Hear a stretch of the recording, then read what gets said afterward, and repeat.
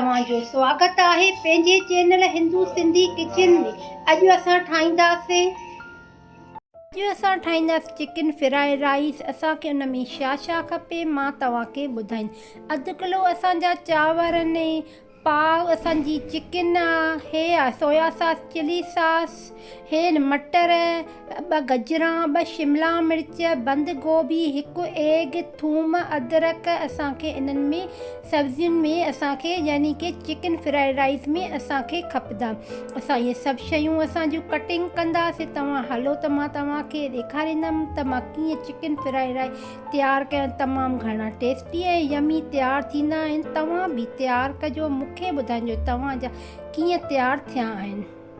ये पाणी आहे असां बॉइल करण लाइ रखी छॾियो। इन में असां चिकन विधा। जीअं असांजी चिकन बॉइल थी वञे, असां ॿिए पासे असां मटर बॉइल करण जे लाइ असां पाणी बॉइल कयोसीं। ॾिसो असांजा कीअं मटर बॉइल थियनि था।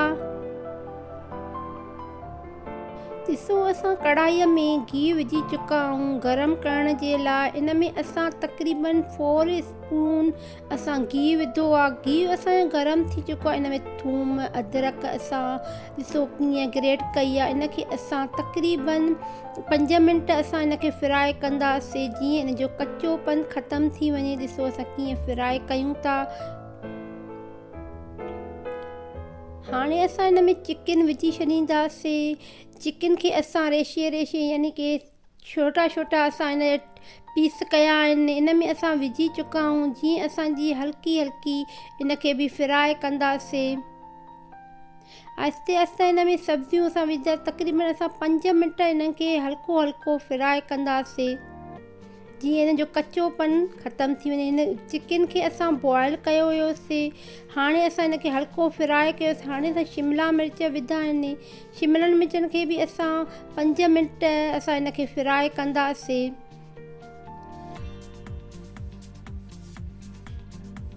ॾिसो असांजो कीअं फ्राए थिए थो। असां इनखे हल्को हल्को फ्राए कंदा। आहिस्ते आहिस्ते सभु सब्जियूं असां इन में विझंदा वेंदासीं। हाणे असां गाजर विधी हुई, उहे असां हल्को हल्को इनखे बि फ्राए कंदासीं, जीअं असांजी क्रिस्पी थी वञनि।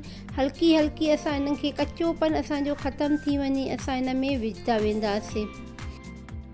सभु सब्जियूं असांजूं सोते थी चुकियूं आहिनि। हाणे असां इन में पीज़ विझी छॾींदासीं।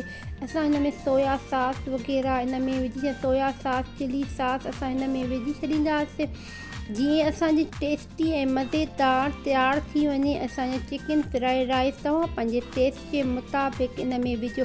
ब्लैक पेपर विझंदासीं, इन में नमक विझंदासीं। तव्हां पंहिंजे टेस्ट जे मुताबिक़ इन में विझो। ॾिसो असांजी कीअं तयारु थिए थी। असां इन जी सब्ज़ी तयारु कई आहे चिकन फ्राइड राइस जी। चांवर असां बॉइल करण रखी छॾिया। ॾिसो तव्हां असां कीअं चांवर बॉइल कयूं था। इन में असां 1 लीमो विधा, जीअं असांजा चांवर खुला खुला थियनि। इन 1 एग में असां लूणु ऐं ब्लैक पेपर जा सुठे नमूने असां इनखे फेटींदा, यानी कि असांजो मिक्स थी वञे।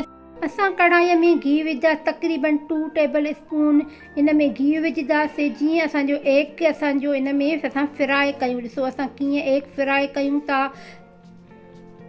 इनखे सुठे नमूने सां तव्हां इनखे फ्राए कयो, जीअं असांजो चिकन फ्राइड राइस में असां एग विझंदासीं। ॾिसो मां कीअं फ्राए कयां थी। तव्हां ॾिसो असांजो कीअं फ्राए थिए थो एग।